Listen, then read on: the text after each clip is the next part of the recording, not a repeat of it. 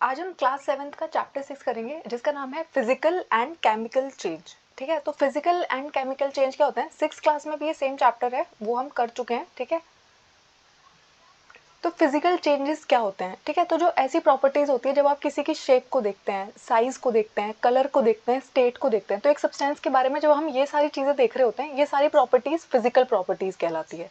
ठीक है, और जब इन चीज़ों में चेंज आता है, यानी कि अगर किसी सब्सटेंस की शेप बदल रही है, उसका साइज बदल रहा है, उसका कलर बदल रहा है, उसका स्टेट बदल रहा है, कोई चीज़ सॉलिड थी वो लिक्विड में कन्वर्ट हो रही है, तो ये सब कुछ चेंजेस जो आएंगे इनको हम क्या कहेंगे, फिजिकल चेंज कहेंगे। ठीक है, फिजिकल चेंज की एक बात क्या होती है कि फिजिकल चेंज जो होता है वो जनरली रिवर्सिबल होता है। ठीक है, और इसमें कोई न्यू सब्सटेंस फॉर्म नहीं होता। ठीक है, रिवर्सिबल का मतलब होता है कि आप है ना इस चेंज को बदल सकते हो। जैसे कि एक एग्जांपल लीजिए, आपको मैंने एक बैलून दिया, ठीक है, आपने उसमें हवा भरी, उसकी शेप बदल गई। ठीक है, ये क्या है, फिजिकल चेंज है। थोड़ी देर के बाद वो हवा आपने बैलून में से निकाल दी, वो वापस अपने पुरानी शेप पे आ गया, तो ये रिवर्सिबल चेंज है ना। तो ये कैसा चेंज है, फिजिकल चेंज है। उसके बाद मैंने आपको एक पेपर दिया, आपने उसको है ना एरोप्लेन की शेप में फोल्ड कर दिया, थोड़ी देर के बाद मैंने उस पेपर को दोबारा से पेपर बना दिया, फ्लैट कर दिया, तो ये कैसा चेंज है, फिजिकल चेंज है, क्योंकि यहाँ पे कोई नई चीज नहीं बन रही। पेपर था पेपर ही रहेगा, ठीक है, बैलून था बैलून ही रहेगा, बस उसकी शेप बदल रही थी। ठीक है, तो ऐसे चेंजेस को हम कहते हैं फिजिकल चेंज। अब देखो, जैसे यहाँ पे एग्जाम्पल देखो, पानी है वो अभी लिक्विड है, आपने उसे बर्फ जमाया, आइस बना दिया, तो अब वो सॉलिड हो गया। उसके बाद आपने उसे हीट किया, वो गर्म हो गया। ये कैसा चेंज है, ये फिजिकल चेंज है, उसकी फिजिकल प्रॉपर्टीज बदल रही हैं बस। उसके अलावा एक कैन है, उसको आपने पिचका दिया, लेकिन कैन तो कैन ही रहेगी ना। ठीक है, तो ये कैसा चेंज है, फिजिकल चेंज है। अब केमिकल चेंज में क्या है, जैसे आपने खाना खाया और वो खाना आपके लिवर में डाइजेस्ट हो गया है, अब दोबारा से वो रोटी तो नहीं बन सकता, तो ये कैसा चेंज है, केमिकल चेंज है। या फिर प्लांट के ऊपर जब सूरज की रोशनी पड़ी, उसने फोटोसिंथेसिस किया, ठीक है, तो ये जो पूरा प्रोसेस हुआ फोटोसिंथेसिस का, ये कैसा चेंज है, केमिकल चेंज है, क्योंकि उसमें न्यू सब्सटेंसेस फॉर्म हो गए हैं। ठीक है, सनलाइट को उसने किस में कन्वर्ट कर दिया है, खाना बनाने के लिए और ऑक्सीजन रिलीज करने के लिए। उसके अलावा एक फ्रूट है, ठीक है, वो फर्मेंट हो गया, सड़ गया है, ठीक है, अब दोबारा से वो खाने लायक तो नहीं बन सकता ना, उसकी प्रॉपर्टीज एकदम चेंज हो गई है, तो ये कैसा चेंज है, केमिकल चेंज है। तो जहाँ पे है ना, जो चेंज रिवर्सिबल नहीं हो, यानी कि आप उसे दोबारा से पुरानी शेप में नहीं लेके जा सकते, ठीक है, और जहाँ पर एक नया सब्सटेंस फॉर्म होता है उसे हम कहते हैं केमिकल चेंज, और जहाँ पे ये सब ना हो रहा हो उसको हम क्या कहते हैं, फिजिकल चेंज। अब केमिकल चेंज क्या होता है, जिसमें ना या तो एक या एक से ज्यादा है ना नए सब्सटेंस बन रहे हो, इस चेंज को हम केमिकल चेंज कहते हैं। और केमिकल चेंज में जो रिएक्शन आते हैं उनको हम केमिकल रिएक्शन भी कहते हैं। अब इसके एग्जांपल है ना, ध्यान से पढ़ना, क्योंकि यहाँ से क्वेश्चन कैसे आता है, इस चैप्टर से क्वेश्चन कैसे आता है, तो वो है ना आपको 4 ऑप्शंस देंगे, जैसे कि digestion of food, ripening of fruit, fermentation of grapes, और चौथा ऑप्शन उन्होंने दिया कि लिक्विड चेंजेस इनटू आइस। ठीक है, तो वो पूछेंगे इनमें से कौन सा फिजिकल चेंज है। ठीक है, तो आपको पता होना चाहिए कि कौन सा चेंज फिजिकल चेंज है, कौन सा चेंज केमिकल चेंज है। आप देखो, खाने का पचना, डाइजेशन ऑफ फूड, तो जैसे आप खाते हो, आपने ना रोटी खाया, चावल खाया, थोड़ी देर के बाद जब वो आपकी बॉडी में डाइजेस्ट हो जाता है, उससे एनर्जी रिलीज हो जाती है, अब वो दोबारा से रोटी और चावल नहीं बन सकता ना, एक नया सब्सटेंस बन गया है, तो ये कैसा चेंज हुआ, फिजिकल चेंज हुआ कि केमिकल चेंज हुआ, तो ये केमिकल चेंज है। राइपनिंग ऑफ फ्रूट, यानी कि फ्रूट्स पक जाते हैं, तो आपको पता है आपने एक फ्रूट तोड़ा, वो कच्चा था, उसकी प्रॉपर्टीज एकदम अलग थी, उसका कलर एकदम अलग था, अब वो थोड़े दिन के बाद है ना पक गया है, ठीक है, राइपन्ड हो गया है, तो अब उसकी जो प्रॉपर्टीज है, उसका जो टेस्ट है, सब कुछ बदल चुका है ना, दोबारा से वो शेप में वापस नहीं जा सकता, उस कलर में वापस नहीं जा सकता, तो ये कैसा चेंज है, केमिकल चेंज है। उसके अलावा फर्मेंटेशन ऑफ ग्रेप्स, तो आपको पता है ना ग्रेप्स को फर्मेंट करके क्या बनाया जाता है, अल्कोहल बनाया जाता है, वाइन्स बनाई जाती है। ठीक है, तो जो वाइन और अल्कोहल होते हैं उनका कलर तो एकदम अलग होता है, उसकी प्रॉपर्टीज तो एकदम अलग हो सकती है, उनको आप दोबारा से अंगूर नहीं बना सकते ना। ठीक है, या फिर आपके घर में जो आप किशमिश खाते हो, ठीक है, वो भी दोबारा से अंगूर नहीं बन सकती, तो ये कैसे चेंज है, केमिकल चेंज है। उसके अलावा मैग्नीशियम रिबन, ठीक है, अगर आपने मैग्नीशियम रिबन को जलाया तो अब उससे है ना राख बन गई है, तो राख दोबारा से रिबन तो नहीं बन सकती, और उस राख की जो प्रॉपर्टीज है वो भी एकदम डिफरेंट है। या आपने है ना लकड़ी को जलाया, तो लकड़ी को जलाने के बाद क्या वो दोबारा से लकड़ी बन सकती है, अब आप उसे फर्नीचर बना सकते हो, नहीं ना। तो ये कैसे चेंजेस है, सारे केमिकल चेंजेस है। उसके बाद है एक्सप्लोजन ऑफ फायरवर्क्स, आप जब दिवाली में पटाखे जलाते हो या फेस्टिवल्स में पटाखे जला रहे हो, तो वो पटाखे दोबारा से नहीं जलेंगे ना, दोबारा से रिवर्स नहीं कर सकते आप उस सिचुएशन को। उसके बाद होता है रस्टिंग ऑफ आयरन, यानी कि लोहे में जंग लगना। ठीक है, तो लोहे में जंग लगने के बाद आपको पता ना उसकी प्रॉपर्टीज एकदम बदल जाती है। लोहा जो इतना सारा वेट उठा सकता था, अगर उसी लोहे में जंग लग जाता है तो वो है ना हाथ लगाते ही ऐसे झड़ के नीचे गिरने लग जाता है। क्यों, क्योंकि वो जो अब नया सब्सटेंस बना है, रस्ट बना है, ठीक है, उसकी प्रॉपर्टी एकदम डिफरेंट है। तब जहाँ पे है ना नई प्रॉपर्टीज का सब्सटेंस बन जाए और जिसको है ना हम रिवर्स ना कर सके, जिसे हम बदल ना सके, क्योंकि जो एक लोहा जंग लग चुका है ना, उसको आप दोबारा से लोहा नहीं बना सकते चाहे आप कुछ भी कर लो, ठीक है। तो ऐसे चेंजेस को हम कहते हैं केमिकल चेंज। तो केमिकल चेंज की पहचान क्या होती है, इसमें है ना नया प्रोडक्ट तो बनता ही है, उसके अलावा क्या क्या हो सकता है। कभी कभी इसमें है ना नया प्रोडक्ट बनने के साथ साथ हीट इवॉल्व हो सकती है या एब्जॉर्ब हो सकती है, लाइट बाहर निकल सकती है या फिर एब्जॉर्ब हो सकती है, या फिर रेडिएशन बाहर निकल सकती है, साउंड भी प्रोड्यूस हो सकती है। अब इसका सबसे अच्छा एग्जांपल है फायरवर्क। तो आप जब है ना पटाखे जलाते हो तो आपको पता ना हीट भी निकलती है, लाइट भी निकलती है और साउंड भी निकलती है, और ये कैसा चेंज है, केमिकल चेंज है। उसके अलावा है ना कभी कभी स्मेल बदल जाती है। तो आप देखो फर्मेंटेशन ऑफ ग्रेप्स जो है, ठीक है, ग्रेप्स के अंदर से कैसी स्मेल आ रही होती है और अल्कोहल के अंदर से कैसी स्मेल आती है, ठीक है। तो ये कैसा चेंज है, केमिकल चेंज है। कलर भी बदल सकता है। अब देखो पहले है ना फ्रूट जो ग्रीन कलर का दिखता था जब कच्चा था, राइपन होने के बाद है ना वो मोस्टली अलग कलर का दिखने लग जाता है, ठीक है। तो कलर बदल सकता है और कभी कभी है ना कोई गैस भी रिलीज हो सकती है साथ में से, है ना। अब देखो फर्मेंटेशन के प्रोसेस में ही है ना इतनी सारी गैसेस रिलीज हो रही होती है। तो ये चीजें हो सकती है जो किसको दिखाती है, केमिकल चेंज को शो कर रही होती है, ठीक है। फिजिकल चेंज में ऐसा नहीं हो रहा था। जब आप पेपर को एरोप्लेन बना रहे थे तो कोई साउंड प्रोड्यूस होगी क्या एज सच, या हीट लाइट ऐसा कुछ नहीं हो रहा होगा ना। उसके बाद आता है रस्टिंग ऑफ आयरन, यानी कि लोहे पे जंग लगने का प्रोसेस क्या होता है। तो अगर आपने कभी देखा होगा ना, सोचो आपने ना एक लोहे की कील ली और उसको आपने बाहर हवा में छोड़ दिया, कुछ दिनों तक आपने उसे देखा नहीं, एक दिन आप देखने गए तो उस पर ना एक ब्राउन कलर का है ना सब्सटेंस चिपका हुआ था, ठीक है, पूरा ब्राउनिश हो गई थी। बहुत बार आपने घर पे देखा होगा। तो ये क्या है, ये जो सब्सटेंस है ब्राउनिश, ये है रस्ट, जिसको हम हिंदी में जंग बोलते हैं, और इस प्रोसेस को हम कहते हैं रस्टिंग, ठीक है।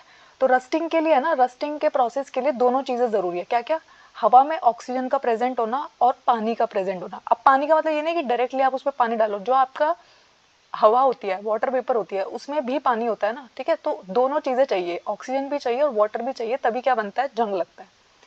अब आयरन का फॉर्मूला अगर आपको पता है, आयरन का फॉर्मूला होता है Fe, उसमें आप ऑक्सीजन को मिलाओगे, ठीक है, और वाटर को मिलाओगे तो क्या बन जाएगा, Fe2O3। और ये किसका फॉर्मूला है, ये रस्ट का फॉर्मूला है, ठीक है। जंग का फॉर्मूला क्या होता है, Fe2O3। ये है ना 1 मार्क में आपसे क्वेश्चन में पूछा जाता है कि Fe2O3 किसका फॉर्मूला है, तो रस्ट का फॉर्मूला है ये।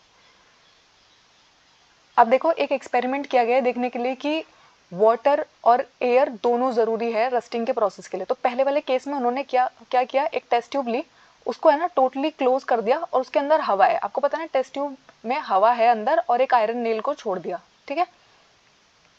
अब इसके अंदर उन्होंने क्या किया, ना तो इसमें कोई पानी है ना इसमें कोई हवा है, ठीक है, सिर्फ हवा हवा यहाँ पे थी। तो क्या हुआ, कोई रस्टिंग नहीं हुई, कोई जंग नहीं लगा। दूसरे वाले केस में उन्होंने क्या किया, पानी भी डाला हवा भी डाली, लेकिन बीच में है ना तेल डाल दिया। तो तेल ने है ना एक फिल्म बना ली पानी के ऊपर, और अब एयर को है ना नीचे नहीं पहुंचने दिया, यानी कि आयरन नेल तक है ना क्या नहीं पहुंच पा रही है, हवा नहीं पहुंच पा रही है, ठीक है। तो यहाँ पे भी कोई जंग नहीं लगा। तीसरे वाले केस में क्या किया उन्होंने, पानी और हवा दोनों प्रोवाइड किए, थोड़े दिनों के बाद उन्होंने क्या देखा, उस पर जंग लग गया है। तो एयर और वाटर दोनों जरूरी है किस चीज के लिए, रस्टिंग के लिए, ठीक है।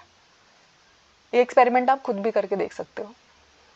उसके बाद है ना रस्टिंग जो है, ये एक ऐसा प्रोसेस है ना जिसमें हमें बहुत नुकसान होता है। आपको पता है ना लोहा बहुत एक्सपेंसिव आता है और हमारे सबके घरों में यूज होता है। घर बनाने के लिए लोहा इस्तेमाल होता है, हमारे ब्रिजेस बनाने के लिए लोहा इस्तेमाल होता है। ऐसी बहुत ही कम कंस्ट्रक्शन के वर्क है जहाँ पे लोहा इस्तेमाल नहीं हो, ठीक है। तो अगर लोहा एक्सपेंसिव भी बहुत होता है, महंगा बहुत होता है, तो उसको है ना अगर हम इतनी जल्दी खराब होने देंगे तो हमारा काम कैसे चलेगा। तो है ना हम रस्टिंग को रोकने के लिए क्या कर सकते हो, तो आप है ना आपने देखा होगा आपके घर पे जो खिड़की दरवाजे हैं वो लोहे के बने होते हैं, मोस्टली है ना उन पे पेंट करके रखते हैं, ठीक है। तो हम वो पेंट का कोट क्यों करके रखते हैं, ग्रीस लगा के क्यों रखते हैं ऐसी चीजों पे, ताकि रस्टिंग का प्रोसेस जो है वो बहुत ही स्लो डाउन हो जाए, ठीक है।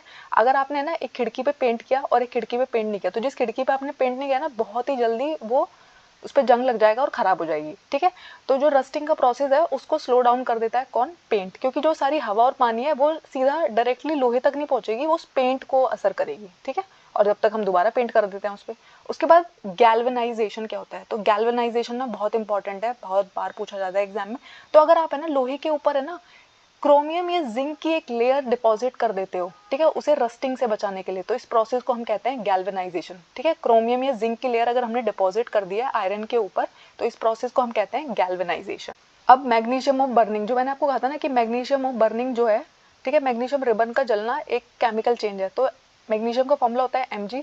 किसी भी चीज को जलने के लिए ऑक्सीजन की प्रेजेंस चाहिए होती है। अब आपको ये कैसे पता है, तो आप है ना एक कैंडल को जलाओ, थोड़ी देर के बाद है ना उसके ऊपर आप कुछ कवर कर दो, तो आप देखोगे वो कैंडल है ना अपने आप बुझ जाती है, ठीक है, क्यों? क्योंकि उसमें जितनी भी एयर प्रेजेंट थी सराउंडिंग में, ये एक्सपेरिमेंट हम करते भी है ना, तो वो सारी ऑक्सीजन यूज्ड अप हो गई है। ठीक है, तो ऑक्सीजन की सप्लाई जैसे ही हम कट कर देते हैं वैसे ही है ना बर्निंग का प्रोसेस भी स्टॉप हो जाता है। तो जैसे ही मैग्नीशियम और ऑक्सीजन कंबाइन करते हैं तो वो एक प्रोडक्ट बनाते हैं जिसको हम मैग्नीशियम ऑक्साइड बनते हैं। ठीक है, और मैग्नीशियम ऑक्साइड की जो राख होती है वो वाइट कलर की होती है, आपको पता होना चाहिए। वो पूछ सकते हैं कि वाइट किस कलर की ऐश होती है, तो ये वाइट कलर की ऐश होती है। और इस मैग्नीशियम ऑक्साइड को अगर आप पानी में घोल दोगे तो आपको है ना MgOH2 मिलेगा, जो एक बेस है, यानी कि इसकी जो प्रॉपर्टीज है वो बेस से मैच करेंगी, किसकी? मैग्नीशियम हाइड्रोक्साइड की। उसके बाद आता है कॉपर सल्फेट। तो पहली बात है आपको कॉपर सल्फेट के बारे में क्या क्या पता होना चाहिए। तो कॉपर सल्फेट का फॉर्मूला होता है CuSO4। ठीक है, इसको ब्लू विट्रॉल भी बुलाया जाता है, हिंदी में इसे नीला थोथा बुलाते हैं। तो बहुत सारे कॉम्पिटेटिव एग्जाम्स में पूछा जाता है कि ब्लू विट्रॉल किसको कहते हैं, तो आपको पता होना चाहिए कॉपर सल्फेट का दूसरा नाम क्या है, ब्लू विट्रॉल या फिर नीला थोथा। ठीक है, उन्होंने क्या किया, इसमें ना एक आयरन का प्रोडक्ट डाला। ठीक है, उन्होंने आयरन की एक नेल इसमें डाल दी। ठीक है, थोड़ी देर के बाद उन्होंने देखा कि कॉपर ने ना रिएक्ट किया आयरन के साथ। आपको पता है ना CuSO4 ने रिएक्ट किया है Fe के साथ और उसने क्या बना दिया, FeSO4 बना दिया, फेरस सल्फेट बना दिया, जो किस कलर का है, ग्रीन कलर का। तो इसका जो ब्लू कलर था वो ग्रीन कलर में चेंज हो गया और कॉपर अलग से साइड में हो गया। और वो जो आयरन का उन्होंने ब्लेड डाला हुआ है इसमें, उसका कलर अब क्या हो गया है, उस पर जमा हो गया है ब्राउन, वो क्या है, कॉपर को रिप्रेजेंट कर रहा है। ठीक है, तो FeSO4 का कलर ग्रीन होता है, CuSO4 कॉपर सल्फेट का कलर ब्लू होता है। ठीक है, तो आपको पता होना चाहिए कि कॉपर सल्फेट को ब्लू विट्रॉल भी बुलाते हैं, नीला थोथा भी कहते हैं उसे। उसके बाद आता है हमारा लाइम वाटर टेस्ट। तो लाइम वाटर टेस्ट क्या होता है, जब है ना आपके घर में जो सिरका होता है जिसे हम विनेगर बुलाते हैं, उसके अंदर जो एसिड प्रेजेंट होता है वो एसिटिक एसिड होता है। मैंने आपको इससे पहले जो चैप्टर पढ़ाया है 7th क्लास का, एसिड बेसिस एंड सॉल्ट। ठीक है, तो उसमें मैंने आपको बताया ना एसिड्स के बारे में। ठीक है, तो विनेगर के अंदर जो एसिड होता है वो एसिटिक एसिड होता है। ठीक है, सोडियम हाइड्रोजन कार्बोनेट के साथ जब आप उसे रिएक्ट करोगे तो कार्बन डाइऑक्साइड गैस रिलीज होती है, अदर सब्सटेंसेस भी होते हैं। और जब CO2 आप पास करोगे ना लाइम वाटर में से, तो वो है ना मिल्की हो जाती है। अब आप देख रहे हो पहले वाली टेस्ट ट्यूब जो है उसको में आपने बेकिंग सोडा डाला हुआ था। ठीक है, और जब आपने है ना इसमें कार्बन डाइऑक्साइड गैस पास की तो एकदम से है ना ये दूधिया कलर का हो गया है, मिल्की हो गया है। ठीक है, इसको हम क्या बोलते हैं, लाइम वाटर टेस्ट बुलाते हैं। ठीक है, तो CO2 और लाइम वाटर जब मिलते हैं तो वो कैल्शियम कार्बोनेट बनाते हैं और उसकी वजह से ही जो कलर होता है वो कैसा हो जाता है, मिल्की हो जाता है, CaCO3। अब ये वाली प्रॉपर्टी को आप कहाँ पढ़ सकते हो, तो कभी अगर आपके घर पे पेंट हुआ है ना, तो आप देखोगे जिस दिन वो आपके घर पे पेंट कर रहे होते हैं ना, उस दिन आपका पेंट का वो शाइन नहीं आ रहा होता, इतना सुंदर नहीं लग रहा होता पेंट। हमें ऐसा लगता है ये क्या हो रहा है, गीला गीला सा लग रहा है, बस कुछ सुंदर नहीं दिख रहा, कोई शाइन नहीं दिख रहा। लेकिन 2-3 दिन बाद अगर आप अपने पेंट को देखोगे ना, बहुत सुंदर लग रहा होता है। तो ऐसा क्यों होता है, एक्चुअली जो आपके पेंट होता है, ठीक है, उसमें है ना 2-3 दिन के बाद वो है ना CO2 से रिएक्ट करता है और वो क्या बनाता है, CaCO3 बनाता है। ठीक है, और उसके बाद उसमें शाइन आ जाती है, क्योंकि CaCO3 जो होता है वो मिल्की कलर देने लग जाता है। ठीक है, तो इसको हम बोलते हैं मिल्की वे टेस्ट। ठीक है, जब टर्न हो जाता है। उसके बाद आता है क्रिस्टलाइजेशन। तो आपको पता है हम है ना हमारे घर में जो नमक होता है उसको बनाने के लिए हम क्या करते हैं, हम सी वाटर को है ना एवोपरेट करते हैं, उसमें से पानी उड़ जाता है और नमक नीचे रह जाता है। अब जो ये नमक हमें मिला ये प्योर नहीं है ना, सीधा डायरेक्टली लाके आप यूज़ नहीं कर सकते और इसके क्रिस्टल बहुत छोटे भी हैं। तो धीरे धीरे हम क्या करते हैं, इस क्रिस्टल्स को है ना हम फिल्टर करते हैं, क्रिस्टलाइजेशन के प्रोसेस से इनको प्योर बनाते हैं। और ये कैसा चेंज है, फिजिकल चेंज है। तो आप जो क्रिस्टलाइजेशन प्रोसेस होता है वो एक प्योरिफिकेशन प्रोसेस है। ठीक है, इससे हमें क्रिस्टल्स मिल जाते हैं और फिर उस नमक को आप यूज़ कर सकते हो अपने घर में। उसके बाद है ना इस चैप्टर में उन्होंने कुछ एक्स्ट्रा पॉइंट दिए हुए हैं, वो अब हम पढ़ते हैं। तो ओजोन गैस जो होती है, आपको पता है ना हमारे अर्थ के आसपास एक ब्लैंकेट है जिसको ओजोन बोलते हैं हम। एटमॉस्फेयर के ब्लैंकेट के आसपास एक ओजोन लेयर हमें पूरे अर्थ को कवर करती है। तो जब है ना सन से हार्मफुल रेज आती है जिनको हम अल्ट्रावायलेट रेज बोलते हैं, जो हमें क्या क्या कर सकती है, स्किन कैंसर कॉज कर सकती है, ठीक है, कैटरैक्ट कॉज कर सकती है, स्किन एलर्जीज कॉज कर सकती है। ठीक है, तो ओजोन हमें प्रोटेक्ट करती है किससे, यूवी रेज से, जो सूर्य से आ रही होती है। ठीक है, आपके घर में जो बर्तन होते हैं वो स्टेनलेस स्टील के बने होते हैं। तो वो कैसे बनते हैं, आयरन के साथ है ना जब आप कार्बन, क्रोमियम, निकल, मैंगनीज ये सारे मेटल्स मिक्स कर देते हो तो हमें स्टेनलेस स्टील मिल जाता है। और ये जो है ना इसमें जंग नहीं लगता। इसकी सबसे अच्छी बात क्या होती है, आपने कभी देखा आपके घर के जो स्टील के बर्तन होते हैं उनमें कभी भी आप नहीं देखोगे कि जंग लग रहा हो, जबकि वो हवा, पानी, हम तो उसे धोते ही पानी से है ना अपने सारे घर के बर्तनों को, और एयर तो प्रेजेंट ही होती है, बट उन पर कभी भी जंग नहीं लग रहा होता। ठीक है, उसके बाद आता है रस्ट का फॉर्मूला क्या होता है। तो मैंने आपको पहले ही पढ़ाया था, Fe2O3 किसका फॉर्मूला है, रस्ट का फॉर्मूला है। और ओजोन का फॉर्मूला क्या होता है, O2। मैग्नीशियम का फॉर्मूला होता है Mg। Fe आयरन का फॉर्मूला होता है। ठीक है, आपको पता होना चाहिए सारे फॉर्मूले। तो physical change and chemical change में क्या डिफरेंस है आपको पता चल गया। Thank you. हमारे 6 क्लास के 6 चैप्टर कंप्लीट हो चुके हैं। आज हमारा 7th क्लास का भी 6 चैप्टर कंप्लीट हो गया है। मैंने दोनों प्लेलिस्ट अपडेट कर दी है, ठीक है। तो अगर आपका सीटेट का एग्ज़ाम है या फिर आपका एकलव्य मॉडल रेजिडेंशियल स्कूल के लिए एग्ज़ाम है या फिर आप बीपीएससी का एग्ज़ाम दे रहे हो जिसमें अभी बहुत ही कम टाइम बच गया है, तो आप ये सारे लेक्चर्स देख सकते हो।